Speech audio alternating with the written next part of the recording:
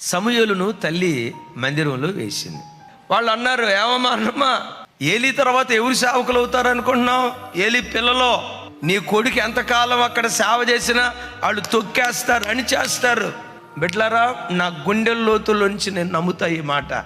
ఒక మనుషుని జీవితంలో మనుషులు తొక్కబడితే తొక్కబడ్డం, ఇంకొకళ్ళు ఎవరో చేయి జాపి పైకి లేవనెత్తితే లేవనెత్తబడ్డం. దేవుడు ఎవరిని లేవనెత్తాలని ఆశపడతాడో వాడు ఆకాశం అంత ఎత్తుకు లేవనెత్తబడతాడంతే. దేవుడొక్కడు నిన్ను కనికరిస్తే, దేవుడొక్కడు మనసులో ఉద్దేశించి ఆయన దయగలిగిన బాహువు చాపితే ప్రపంచమంతా నీకు విరోధంగా పనిచేయొచ్చు. వీళ్ళ కుటుంబాన్ని తొక్కాలి, వీళ్ళ పిల్లల్ని తొక్కాలి, వీళ్ళ సేవను తొక్కాలని ప్రపంచమంతా వ్యతిరేకంగా లేచిన వారి కళ్ళ ఎదుటే ఒక విప్లవం, ఒక కెరటంలాగా దేవుడు నిన్ను లేవనెత్తడం ప్రారంభిస్తాడు.